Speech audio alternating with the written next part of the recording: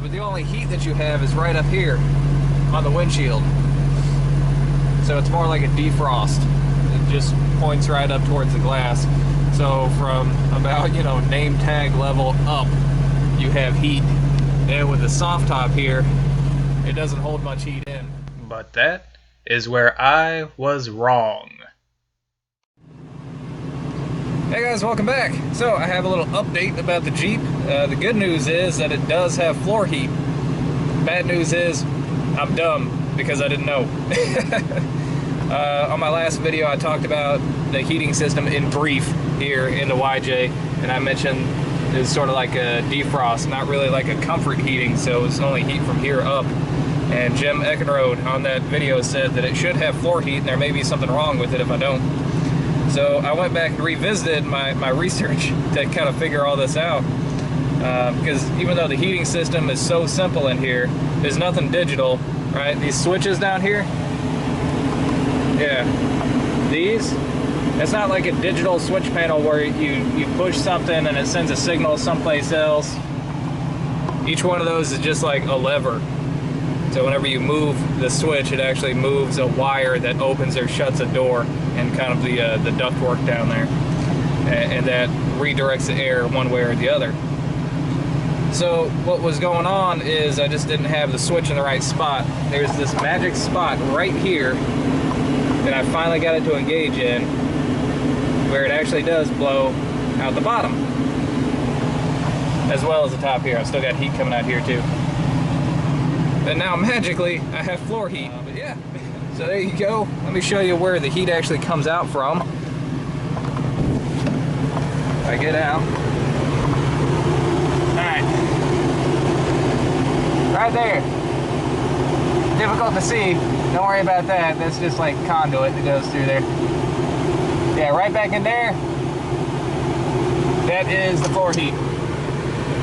So just ignore all this wiring. There was a lot of stuff in here that's not here anymore. That's another problem that I've been running into. This used to have a whole lot more goodies in it than what it does now. So there's a lot of wiring that goes nowhere. Right up here, there used to be a CB radio mounted. Down here, that used to be an air horn. And there used to be an air compressor in here. But yeah, all that stuff is gone now. So yeah, cool. I'm gonna drive around and see how well this floor heat works. This was frozen solid, and now, as you see, it's beginning to melt a little bit. So cool. Alright. I have my digital thermometer here that I grabbed from the deer camp. So maybe we can see how much it actually does heat up in here. It's 31 degrees out here right now. So pop this in here, and I'll go and ride into town and see what it warms up to. Stay tuned. Alright, so I'm parked now. Temperature is up to 71 in here. And whenever I was on the highway, oh, it's 72. Whenever I was on the highway, it was only maintaining about 64 because there's just no insulation in here. And like I've showed before, the door doesn't seal up perfectly. But yeah, there's a noticeable difference. I wouldn't say that it's a game changer or anything, but my feet are definitely warmer. There's not a whole lot going on this passenger side here. It is noticeably better on the driver's side, but you can see this has melted just a little bit more. So it is making a difference.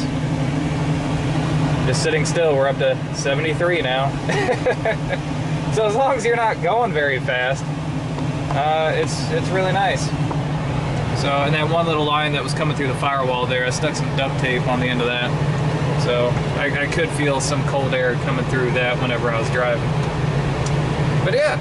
So it looks like the only problem here was that I didn't have this adjusted correctly. There's that magic spot there that I just hadn't found yet, and I didn't know any better.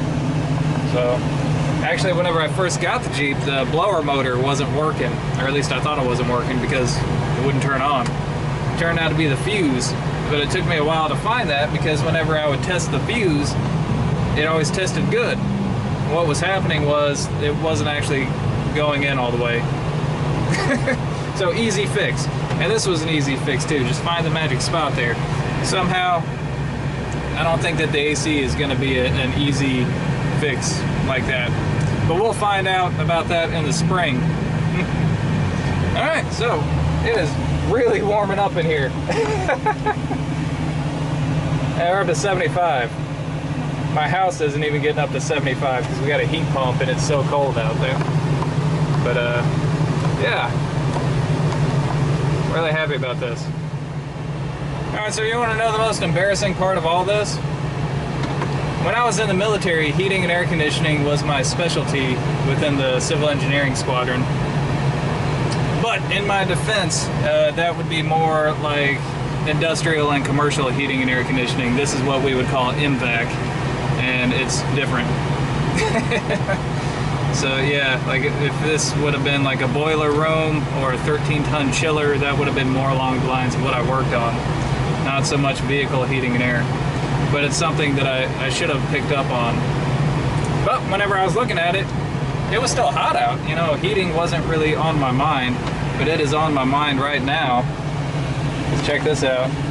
As long as you're sitting still, this thing is kicking out a ton of heat. I'm gonna have to start driving here because I'm about to break a sweat. So thank you again, Jim Eckenrode, for prodding me to look a little further into this and finding that magic spot on the dial that opens up the floor heat.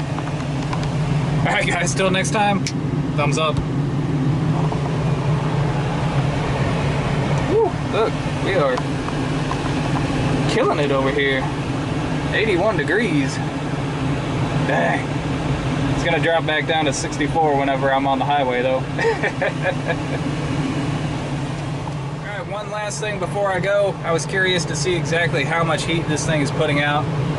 So I put my thermometer up here and I got the sensing bulb down in the vent and it's putting out 129 degrees. So that seems pretty good to me. I know it's not putting out that much on the floor, but it's something, and that's better than nothing.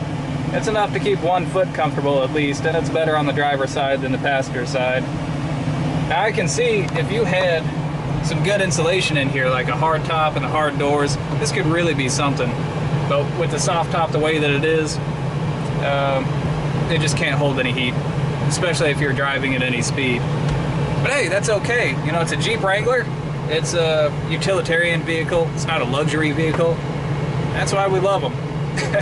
Alright, so for real, that's all the time that I have for today. I hope you enjoyed it, and until next time, thumbs up.